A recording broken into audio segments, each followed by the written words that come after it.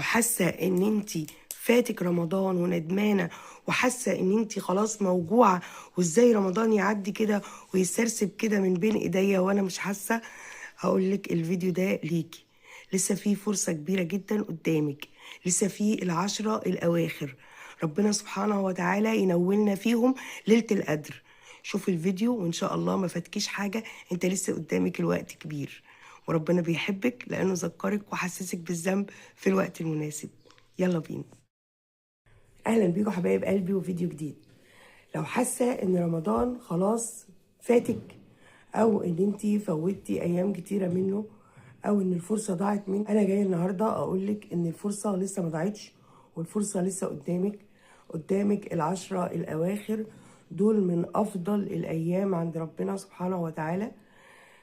تقدري تستغليهم وتقدري تعوضي بيهم الأيام اللي فاتتك كلها. وعن تجربة، لو انت قصرتي في القرآن، لو انت قصرتي في الصلاة، لو انت قصرتي في قيام الليل، في الأذكار، في الاستغفار، تقدري تلحقي نفسك في الأيام المفترجة اللي جاية دي. طبعا في ليلة في العشرة الأواخر خير من 1000 شهر، بتعادل عبادتها 1000 شهر. فانت تخيلي كده ان انت لو احييتي ال10 ايام وصادفتي ليلة القدر، ربنا سبحانه وتعالى هيعوضك قد ايه. عن تجربة، الواحد عدى عليه رمضانات كتير جدا جدا جدا، كان بيحس فيها بالتقصير، وكان بيحس فيها ان هو مش عامل اللي عليه، وكان بيحس فيها ان هو بعيد جدا جدا جدا عن اللي المفروض يتعمل. لكن بفضل الله ورحمته تداركت الامر. ولما سمعت فيديوهات كتير وقريت كتير، عرفت ان اي فرصة بتضيع على الانسان وبيلحق نفسه، ربنا سبحانه وتعالى غفور رحيم وبيقدر ان هو يغفرها له. طبعا كلنا بننشغل باولادنا وبيوتنا وبمطبخنا وبدنيتنا، وخصوصا النساء، فبيعدينا حاجات كتيره جدا جدا جدا، وبنبقى زعلانين وحاسين بالذنب ان ما عملناش اللي علينا. في رمضانات كتير عدت عليا، مثلا كان في ولادات، كان في اطفال صغيرين، كان في حاجات كتير زي كده.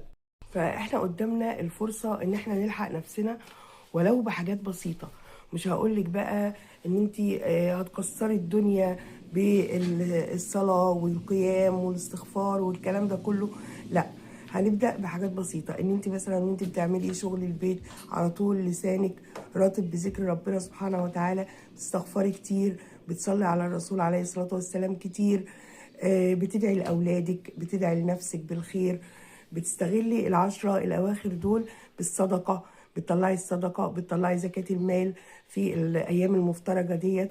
بتحاولي برضو ان انت لو يعني ايه بتعملي حاجات غلط، بتحاولي ان انت تقللي جدا منها او تبعدي عنها بالتدريج كده في العشرة الاواخر، لغاية ما تصبح عندك عادة ان انت تبعدي عن كل الحاجات الغلط، او كل الحاجات، مش هقول بقى حاجة كبيرة ليها انها تغضب ربنا، لا، نبعد عن اللي هي الحاجات البسيطة اللي بتوقعنا في مثلا اخطاء او ذنوب، زي مثلا الغيبه، النميمه، الشتايم، الحاجات اللي هي بتبعد الانسان عن ربنا وبتقسي قلبه.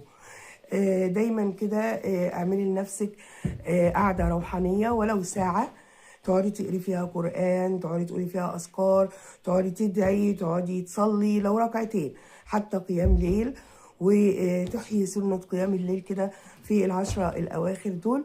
ربنا سبحانه وتعالى هيتقبل منك إن شاء الله، وتلحقي نفسك قبل فوات الأوان. طبعا أنا بذكركم وبذكر نفسي بالكلام ده، الكلام ده مش ليكوا بس، كلنا بنحس بالتقصير. بنيجي كده بنلاقي رمضان في الأول إحنا متشجعين وفتحنا المصحف وقرينا وصمنا الصيام اللي هو كما ينبغي أن يكون، وبعد كده بيحصل لنا حالة فتور، وبعد كده بيحصل لنا حالة إحساس بالذنب وتقصير. الله، واحنا بقينا 20 رمضان، ده خلاص ما عادش حاجة. يبقى احنا ربنا سبحانه وتعالى لما يبعت لك الإحساس ده، يبقى هو عايزك ان انت تلحقي نفسك وتلمي أمورك في العشرة الأواخر.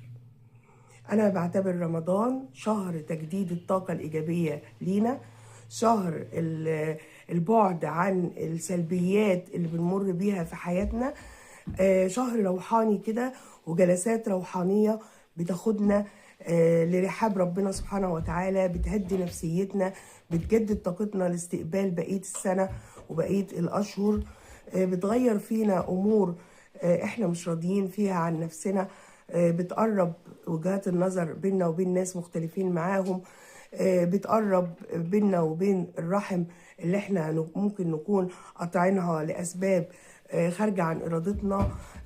فبحس كده ان طالما انت لحقتي نفسك، وطالما انت ربنا سبحانه وتعالى ذكرك، وطالما انت كمان ويعني جالك الفيديو ده، يبقى اكيد ربنا سبحانه وتعالى رايد لك الخير، ورايد لك ان هو انت تلحقي نفسك في العشرة الاواخر. وتحسسوا ليلة القدر وحاولوا تتفقدوها كده في العشر الاواخر. كل يوم اعتبروه ليلة قدر، كل يوم اعتبروا الليلة دي فردية بقى زوجية، اعتبروها ليلة قدر، وحاولوا ان انتوا تقوموا القيام والصلوات والدعاء كأنها ليلة القدر بالظبط. ان شاء الله تغتنموا الفرصة، وان شاء الله اكون ذكرتكم وذكرت نفسي بين الايام اللي جاية نستغل فيها العشرة الاواخر ونعوض اللي فاتنا من رمضان ورمضانات كتيرة قبل كده. وان شاء الله نطلع من رمضان مغفورين الذنب، وربنا سبحانه وتعالى يكون راضي عننا. واكيد الحاجات القليله والذكر البسيط اللي هو ما بيكلفناش شيء غير حركه بس كده بالقلب وباللسان واحساس بالقلب، اللي هو استغفر الله والصلاه على النبي وكده، ده يخرجنا من كروبات كتيره جدا جدا جدا في حياتنا، ويبدل حياتنا لاحسن الاحوال، ويبدل حالنا ان شاء الله، ونكون يعني نلنا كل اللي بنتمناه من ربنا سبحانه وتعالى. انا بحبكم جدا، واللهم بلغنا ليلة القدر وبلغنا رمضانات كتيرة، واهل علينا العيد بالخير وبالفرحة، وربنا يفك كرب كل المكروبين في كل مكان، ويجعله عيد سعيد علينا جميعا يا رب العالمين. بحبكم جدا، ويا رب الفيديو يكون يعني ذكركم ولو بنسبة بسيطة كده. وما تنسوش بقى تحطوا اللايك علشان اعرف، وتعليق حلو كده، ونصلي على الرسول صلى الله عليه وسلم في التعليقات، ونتواصل كده ان شاء الله مع بعض على خير. بحبكم جدا، وفي انتظاركم في فيديو جديد، ومع السلامة.